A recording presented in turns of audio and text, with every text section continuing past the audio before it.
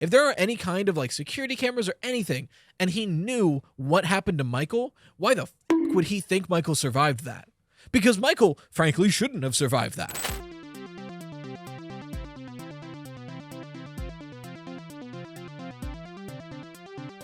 Ladies, gentlemen, and those with the good sense to do away with the whole notion, I welcome you to the premier audio medium for all your Fazbear entertainment needs. The Freddy Fazbear Pizza Podcast. Note, FFPP is not responsible for any loss of appetite, disinterest, dismemberment, or other legally classified statuses. So strap in and enjoy. Welcome back to the Freddy Fazbear Pizza Podcast. I'm your host with the Toast, Rytoast here to talk about Five Nights at Freddy's like we always do on this podcast. And I'm just going to get right into it. Into the Pit is a game that's going to happen probably this year. Like, okay, so for anyone who didn't see this past week's video or hasn't been on Twitter or Reddit for like 2 weeks, a bunch of shit went down. So to catch you up to speed, Scholastic put a flyer out talking about FNAF books and like, oh, we're the FNAF book publisher. And I gotta scoot over here to the microphone. And on that flyer, they're like, Into the Pit, game coming soon. And everyone was like, huh? And we kind of just assumed, why am I still not lined up with my microphone? There we go. We kind of just assumed that it was just a mistake on Scholastic's part. It would not be the first time Scholastic just like messed up something in marketing. But soon after, there were pretty substantial leaks, including an entire trailer and several screenshots of this game. So it was like, oh shit, this is a real thing and it's leaking. As like the Reddit's like mods and folks on Twitter were trying to suppress this leak, Scott actually came out and said like, hey, don't worry about it. It's been leaked. I've been excited to show it. I wanted to wait a little longer, but I think we have something really cool here. It's fine to talk and show this stuff, so it's fine. Scott basically said, this sucks, but whatever. You guys can talk about the leak. It's fine. So we're talking about it because holy shit. So I believe it's from M.X.E.S Productions. I'm going to double check the developer team there. M.X.E.S Studios is the developers. And they've made some really, really solid games in the past, and this game looks really, really solid. I don't want to like just sit here and break down the whole trailer because I already did that in this week's video, and if I just do it again, I'm gonna do it poorly. But I wanted to talk about the game. So first off, the art style looks amazing. I just totally blanked for a moment, so if I reiterated something, sorry. But yeah, it's by M.X.E.S Studios. It looks really, really solid. The art style looks super good. It actually looks like it might be scary, which is fun. I don't really get that scared at video games anymore. Like, I appreciate when a game is scary, but I just don't personally get that scared anymore. Like, I think one of the few games that have come out recently that have genuinely scared me have been, like, Shipwreck 64, It Steals. Help Wanted scared me for a while, but I mean, I've played it enough now that I'm used to it. And even now, like, just VR horror isn't as scary as it once was. I think I'm just getting desensitized, realistically. But this looks genuinely scary, so I'm really excited for it. But today, to, like, talk about something worthwhile on the podcast, I wanted to talk about, like, what the story of the game is, or at least what the story of the book is, what the story of the game might be, what we have seen, and what we might see. So when talking about the story of Into the Pit, it's interesting, where on the surface, it felt so much like one of the things Scott mentioned in the book, or in the post about book canonicity with Fazbear Frights, where it was some... God, what was it was something along the line... I gotta look up something again. Here it is. When he, so on one of the many, I say many, one of the few Scott posts out there, this is when he was talking about the future of Five Nights at Freddy's. And in talking about Fazbear Frights, this is what he said. There's a new line of books on the way from Scholastic. They'll be very different from the original book series, as it will be a collection of short horror stories that take place in the FNAF universe. The series will launch with 5 books, each containing 3 different short stories with unique characters and plot lines, some connected directly to the games and some not. So the big question with a lot of Fazbear Frights is like, okay, so which ones are directly connected, which ones aren't? And Into the Pit was always an interesting case, where nothing about Jeff's pizza or Oswald and his family scream this is connected to the book, to the games, but then the 1985 Five Nights at Freddy, or the 1985 Freddy Fazbear Pizza that Oswald goes to with the ball pit does seem like, okay, this is connected to the games. We're getting information about the missing child incident, but then we don't really get a lot of information about the missing child incident, especially because Oswald encounters a room with, quote, half a dozen bodies in it. That's 6. And missing child incident is 5. Now, granted, it's 1985, and a lot of people for a long time were like, okay, the details don't really line up, but this book is trying to tell us that the missing child incident happened in 1985. And I think that's a really solid understanding of what this story is trying to tell us. It's giving us a different number of kids, so we don't assume it's 1-to-1, but it's giving us a solid and confirmed date. That made a lot of sense. But then, in the description of Into the Pit that we found, I think in the metadata of the site, I don't know exactly where it was found. There's so much information swirling around this game. But in the description for the game, it mentions Oswald, and I think it's like Oswald's father and the souls of 5 children are at stake or something. Or like the lives of 5 children are at stake. It mentions 5 children, which is the missing child incident. So if this is 1985 and there are 5 children's lives on the lines, that's the missing child incident. But then that would also deviate from the book of Into the Pit. So my question is, in bringing Into the Pit into the game continuity, is Scott and the team going to be lightly like addressing the details of Into the Pit and tweaking it to much more closely, if not 1-to-1, match the game's timeline? I think that would be the most useful thing to do. And then the idea would be that like Into the Pit as a Fazbear Fright story is still in that like separate dubious continuity because of the inconsistencies there. But this game adaptation changed those inconsistencies to not be inconsistent anymore. And in doing so is giving us a video game where that we can get more details about the missing child incident, something that for a long time most fans have been asking for. I feel like the number one thing fans have been asking for is more information on the beginning of the timeline, because we don't have enough to know what happened. And this game might be the one to do it. This game might be the one to be like, okay, you are now in 1985. There are 5 children who are like about to be killed. There's your details. You're at a Freddy Fazbear's Pizza, which okay, missing child incident didn't happen at Fredbear's. And looking at the signs on the wall, it seems, and like 1985 as a date, this would have definitely confirmed to be before FNAF 2. So it's things like that that I think are really important. All this to say that even from what we've seen in the trailer, it seems like this Into the Pit game isn't going to be without its own inconsistencies. One of the main ones being Chica. We see a not in the trailer, but there was a Jeff's Pizza.club website, which people think might be eventually an ARG. We're not sure, but at least in the metadata of that website, people found a lot of screenshots for the game, and one of them had Oswald in a kitchen with Chica.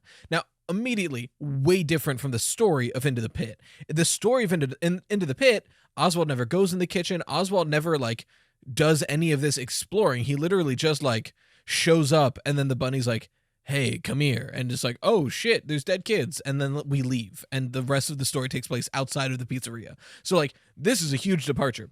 However, the important thing I'm trying to bring up is that Chica in this screenshot has 2 toes. And I can't believe in 2024 counting the toes of an animatronic is still important to do, but those 2 toes are very important, because Chica only ever had 2 toes in FNAF 1. And FNAF 1 is refurbished models of the withered animatronics. The withered animatronics being the left behind, broken down versions of the originals, which the originals were the one involved in the missing child incident. So the missing child incident happens in 1985. Presumably Susie gets stuffed into that Chica animatronic in 1985 and then is left there. FNAF 2 happens and Chica is withered and decayed and has 3 toes. So presumably the original model of Chica had 3 toes, but when they refurbished her from FNAF 2 to FNAF 1, they had to replace the feet, and now the new feet only have 2 toes. That's my guess anyway. I think that makes the most sense. But if that's the case, and we are in 1985, why does this model of Chica have 2 toes? Now, I think there's 2 options here that I was thinking about, and I didn't mention this in the video. In the video, I was like, okay, maybe the timeline shenanigans cover more of the FNAF timeline than we are expecting, and we're going to see different moments in the FNAF timeline. But that's not the only possibility. Because there is a possibility that this shot of Chica in the kitchen with Oswald is in the modern day. Because we're in a kitchen, we don't necessarily see any Fazbear branding on the walls. We see Chica with completely blackened eyes, which kind of look like an Agony monster. Like in Fazbear Frights, we see a few like creations of Agony. I could be getting some details wrong. I still haven't fully read all of the Fazbear Frights. I'm definitely working on it much faster now. But I wonder if this manifestation of Chica is more an effect of the agony that Oswald got from the ball pit. I don't know. I think it's worth noting. Because if that's true, then that would explain why Chica has 2 toes, not 3.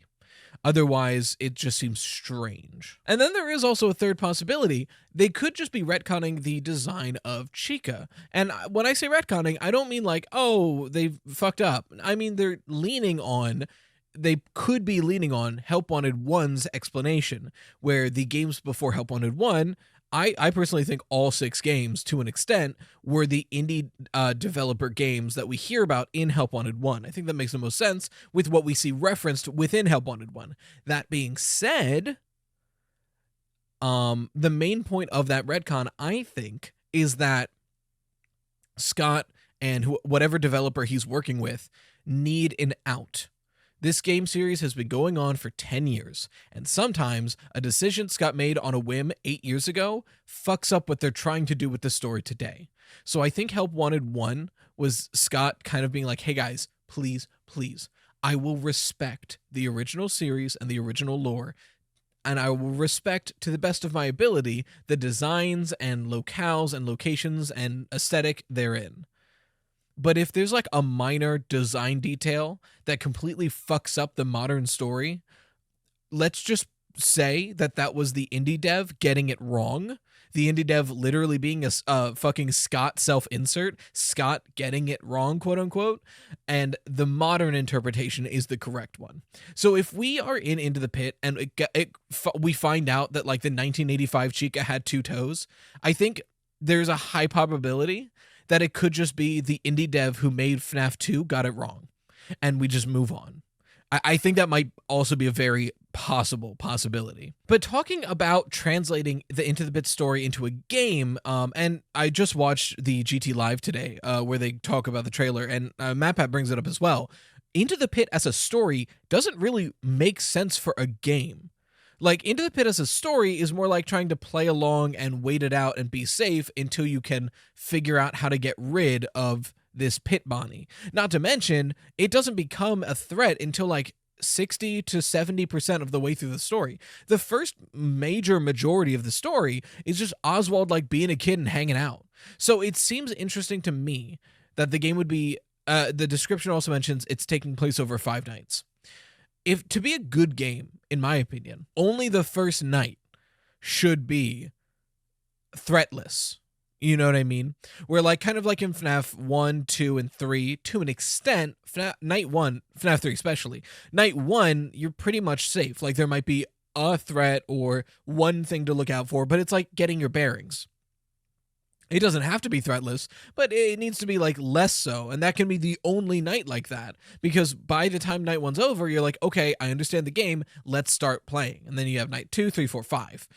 With Into the Pit, if it was following the progression in the book, then Pit Bonnie is only outside of the pit and an active threat for 2 days, which would theoretically mean that nights 1, 2, and 3, there's no way to lose at all, which seems insane for a video game. So I do wonder how they're going to translate Into the Pit into a game. Because, like, sure, you could do it where nights 1, 2, and 3, you're like just at the pizza place and like exploring it, and then 4 and 5 are the big, terrible, like scary bits. that doesn't really track for me, because I feel like then there's only tension for what, for like less than half of the game, which seems weird. What I could see happening is that night 1 is normal, where like that's the night you find out about the ball pit. And then nights 2 and 3, Pit Bonnie is a threat, but only when you're in the ball pit and you're going in there to try to help the other kids not get killed by Pit Bonnie. And then the beginning of like day 4 is when, like in the book, that's when Pit Bonnie leaves the ball pit and replaces your father. And then night 4 and 5, you're now surviving in the real world with Pit Bonnie also there. I think that makes the most sense for the progression of the game. Where like night 1, like, so too long didn't listen. Night 1, nothing, no problem. Night 2 and 3, Pit Bonnie is a threat in the ball pit. Night 4 and 5, Pit Bonnie is a threat outside of the ball pit. I think that makes the most sense. That being said, the other way I see this going is they took the most intense part of the story and made that the game. Where, in essence, instead of Pit Bonnie only being outside of the ball pit for 2 days, the game, like night 1, it's like, oh shit, it's happening. Pit Bonnie replaces our dad, and then we have 5 days to figure out how to get our dad and save those 5 kids in the ball pit. I could see that happening too, because that would also make for a very compelling game. It would just be a lot less accurate to the book, which, like, I don't really care too much about how accurate the game is to the book for progression, so long as it is done in the service of making a fun game. You know what I mean? Like, the details, I think, do still need to be fairly accurate to the book because goddamn, there's like a horrible timeline where the game continuity, the book continuity, and the games based on books continuity are 3 separate things, and that's just going to be too much. So I really don't want that to be the case. But I've been yapping for like 20 minutes probably. I don't know. There's more I can talk about the game, but I want to kind of go into questions before I forget, and maybe by the end, if I haven't hit like that good, like 45 minutes, we'll do more talking about Into the Pit. But for now, let's talk about questions. So if you have your questions or theories you want talked about on the podcast, go ahead and send them to Freddy Fazbear Pizza Podcast at gmail.com. The email is in the description, so you can copy and paste it because it is a pain to type out, I understand. But for now, let's go through some questions that I have in front of me. The first one the question is less what I wanted to bring up, and I wanted to bring up the attitude around the question. So this is from Lucas, him. Thank you for your question.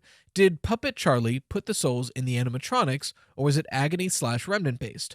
I want to explain the lore to my friends that don't know as much and want to be correct. Thank you for your question, Lucas. I will talk about that because I think it's an interesting question, and I remember there being a debate on it not too long ago. But I wanted to make something very clear. The second sentence is interesting to me.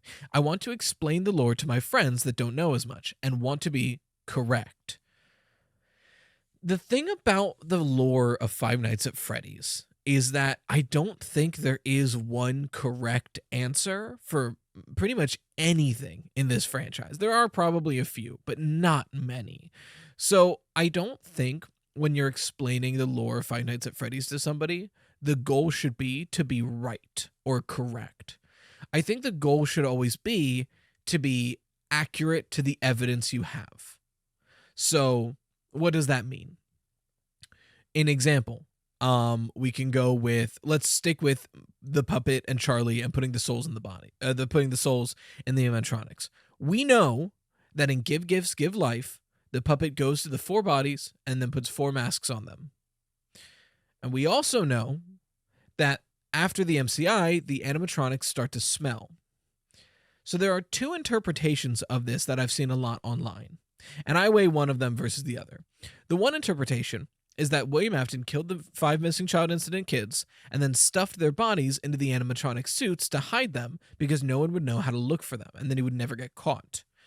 But while they're in there, the puppet assists those souls in possessing the animatronics. And that's why Give Gifts, Give Life happens. The other interpretation I've seen is that William just killed the kids, and the puppet is the one who put the bodies in the animatronic suits so that they can go on to possess them and fight back. Both of these, as much as I really disagree with the second interpretation, and I'll get into why personally, both of these, I think, are completely valid things to explain to someone who doesn't know anything about the lore and be like, hey, this is what I think. The thing you always want to stress is, this is what I think. And if they're interested, be like, this is what I think because of this piece of evidence, this piece of XYZ. You know what I mean? And the reason that I think both of those are valid things to say, those are different things. Completely different. One, William stuffs, one, the puppet stuffs. Completely different things. But they are both logical conclusions based off of the evidence we have in front of us. Neither one of them is correct, but both of them are valid explanations and valid examples of what might have happened after the missing child incident. So that's what I really want to stick, is that when you're explaining the lore or talking about the lore of Five Nights at Freddy's, the goal isn't to be right, because I don't think anyone at the current moment can be fully 100% correct with the amount of evidence we have. But I think a goal to strive for is being as accurate as you possibly can to the evidence we have and using what you believe are the most logical conclusions to bridge the gaps. That being said, your first question, did Puppet Charlie put the souls in the animatronics, or was it Agony/Remnant based? So pretty conclusively, with the evidence we have, it seems like Puppet Charlie was able to assist the missing child incident victims in possessing their respective animatronic. We don't know the details. Frankly, we do not know the details of this. For a long time, the idea had been like Remnant or Agony after the fact. So Remnant and Agony are interesting in here. I don't think Agony is too pertinent to this conversation.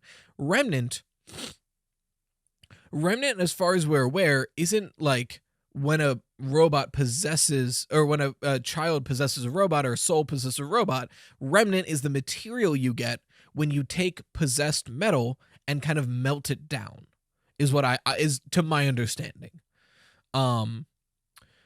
Where like the fun times were probably possessed via remnant injection, by taking already possessed metal, melting it down, and injecting it. So as far as the missing child incident animatronics, my current interpretation actually leans on Tales from the Pizzaplex, specifically the book Alone Together, where a kid is like going throughout school and like, nobody likes me, nobody talks to me, my life sucks, but I really want to build this like cabinet mechanism. And he finally like gets his dad to help him, and his dad does the whole thing. His dad then destroys it, and he's like, what's going on? And eventually his grandma is like, hey, you know that like, he notices that like something is possessing me because I keep getting these weird dreams and I keep seeing these weird things. And his grandma was like, hey, well, if something is possessing you, ghosts are often restless until their body is found. So you need to make sure that this ghost's body gets found so that it can be at peace and not be so restless. So he goes to do it, but when he gets there, he finds that it's his body. He's been dead the whole time. He's been a ghost. So the whole story gets recontextualized that he, in an accident, built this cabinet and got stuck in it in a shed no one really knew about, and was just trapped there to suffocate or starve. Which is a really dark and gruesome way to go, but because his body was never found, even by himself, he didn't have the memories of that. He was just lost and thought he was still alive even. But once he found his own body, his memories returned, and he was able to have autonomy over himself. And that's what I think this story's purpose isn't to be like, hey, isn't this weird that this like fucked up thing happened? But instead, this story's purpose is to be like, hey, isn't it weird that the Charlie in the puppet needed to help these kids possess these animatronics? It's pretty much a 1-for-1. Where these kids died and their bodies were trapped inside of a container that nobody knew of, maybe not even them. So these 5 kids were probably just playing at the pizza place, confused and like, oh man, we're here again. Oh, hey guys, we're just having fun, having a ball. And then Charlie's able to come in and be like, you need to come with me. your body is in there and show them. And once they know their body is in there, they get their memories back. And I don't think it's getting their memories back that allows them to possess the animatronics. I think it's knowing that they're a ghost and suddenly remembering that somebody killed them, gave them the willpower and ability to then possess those animatronics and try to seek out revenge. So that's my interpretation. That Charlie was the one to guide these spirits to their bodies that are in these animatronics. I don't think the puppet stuffed the animatronics. I don't think that's what Give Gifts, Give Life is telling us.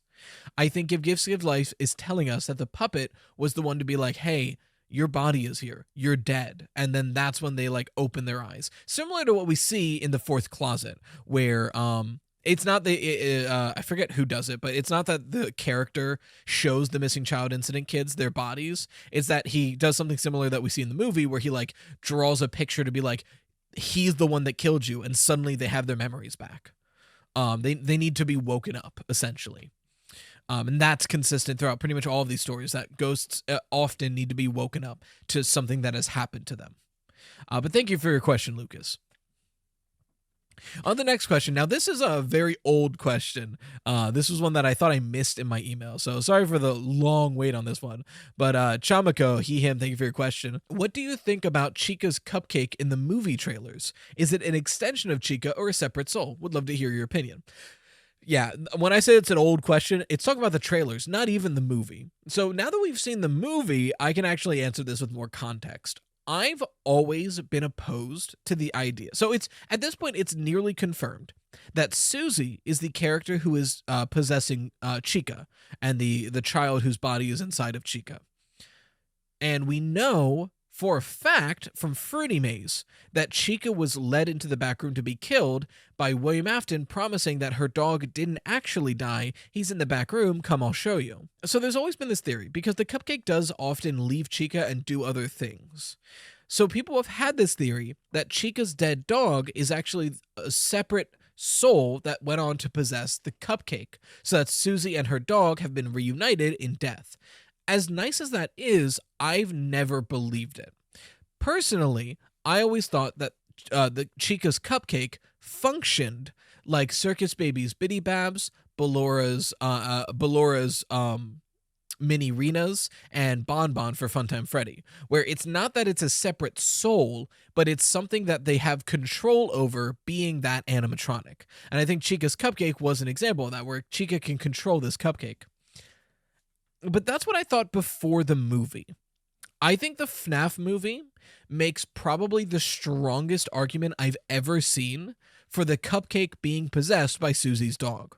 Because the cupcake in that movie not only seems to act on its own accord, but acts like a fucking dog the whole time. It even growls when it's attacking people.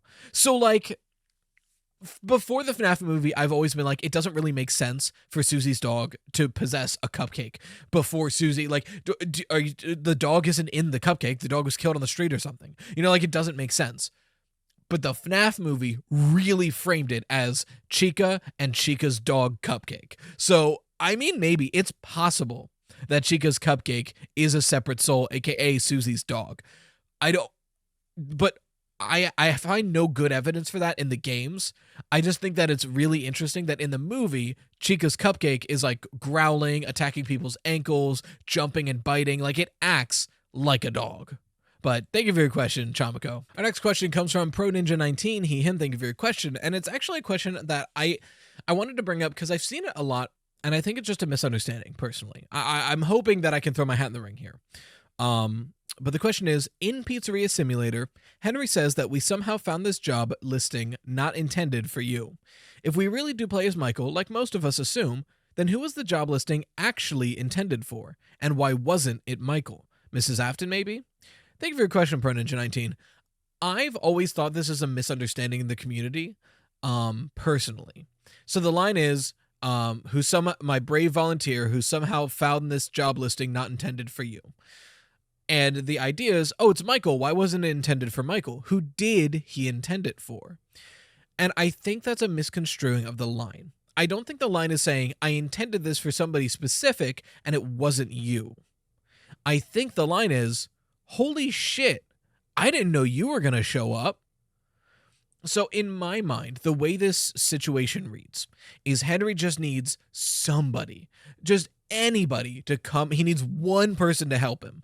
And he specifically built an exit route so that, like, when everything goes down, you can leave, you get paid, thank you so much, be on your merry way. And then he sets all of this up. And to his knowledge, the only players in this game are William Afton inside of Springtrap, which he saw in the newspaper.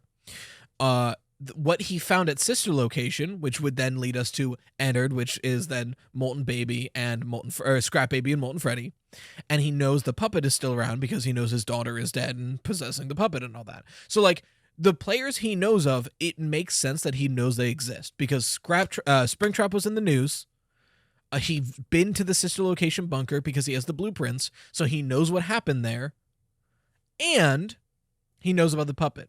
So, when he gets to FNAF 6, and he's like, okay, I need to capture these 4 things, and we'll all burn together, and it'll all be good. And then the guy who takes up his job is Michael fucking Afton, a walking hollow zombie.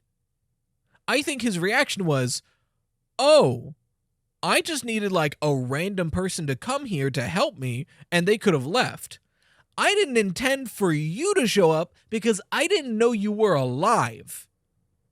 And then the following statement of, I have a feeling you don't want to be alive anymore, so you don't have to use the exit if you don't want to, makes a lot more sense, right? I think that, if anything, Henry might have even thought Michael was dead because of what he saw in Sister Location. If there are any kind of like security cameras or anything, and he knew what happened to Michael, why the fuck would he think Michael survived that?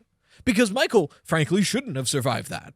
So I don't think the line, the job listing not intended for you, is meant to be like, oh, Michael, I didn't want you to show up. I wanted Mrs. Afton to show up. Or I wanted fucking Sammy Emily to show up.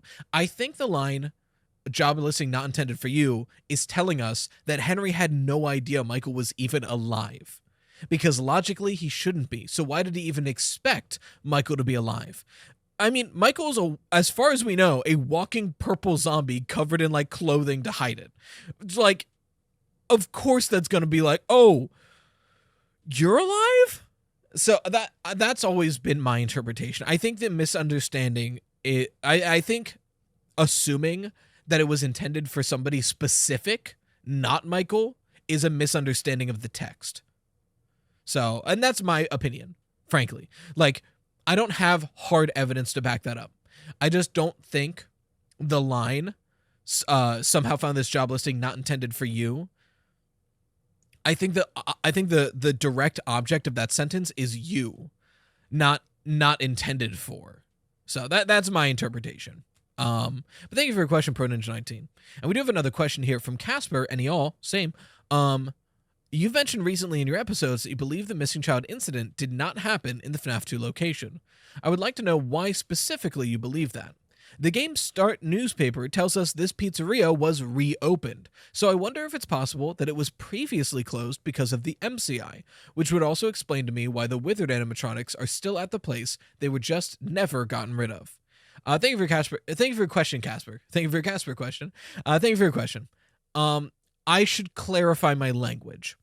When I say the M.C.I. definitely didn't happen at the FNAF 2 location, the word location is doing a lot of work. What I specifically mean is that the M.C.I. cannot happen with the information we have right now. The missing child incident cannot happen during the FNAF 2 restaurant that we see. How do I phrase this? Like, the FNAF 2 restaurant we see. While that restaurant is open, the M.C.I. cannot happen because that is in 1987 and the withers are already there. What I'm trying to say is that it has to happen in an earlier version of Freddy's. That being said, you raise an interesting point I hadn't considered, being that the FNAF 2 location is the same location of the early Freddy Fazbear's Pizza. They just reopened in the same building. That's, as far as I'm aware, possible. That's a good point, and that would explain why the Wizards are just like hanging out in a back room. So that is a decent point. I do like that idea. I'd have to look more into it to like double check there isn't like hard evidence to say otherwise. But you're right that the location of FNAF 2 could be the same location as the missing child incident. That is fair.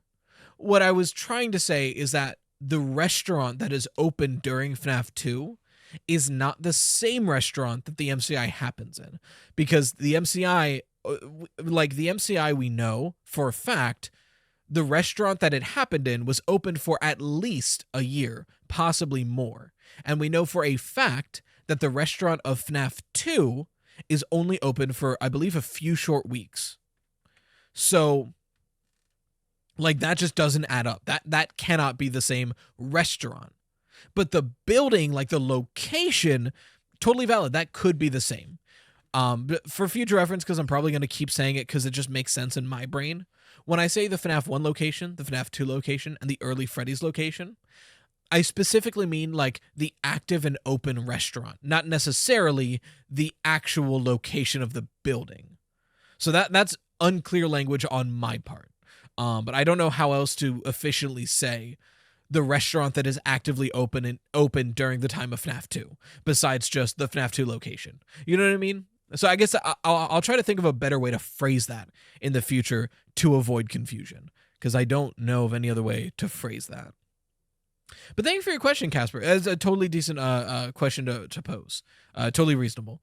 But that being said, if you want your questions or theories, like I said, talked about on this podcast, the email Freddy Fazbear Pizza Podcast @gmail.com is below. You can go ahead and check that out. You can copy and paste it because it's a pain to type out. But yeah, Into the Pit is coming out. We do know. Well, we don't know.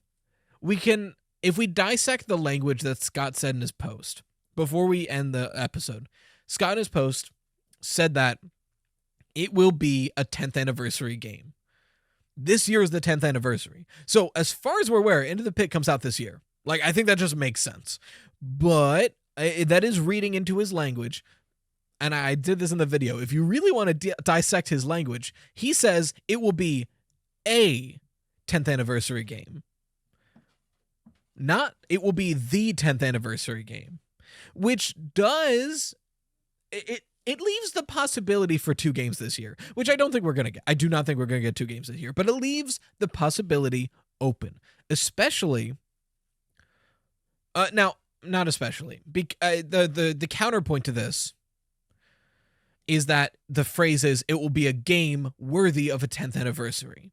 Not, it will be a 10th anniversary game. So, like, the A there isn't necessarily implying multiple. It could be implying the worthiness of the game. So take that with a huge grain of salt. Most likely, probably the only game we're getting this year. I mean, it's like, how many games can we get a year? You know what I mean? But I'm super, super excited for it. It looks so good. I cannot wait to play it, but I think we are about at time. So until next time, thank you for watching the Freddy Fazbear Pizza Podcast, where the pizza abilities are endless.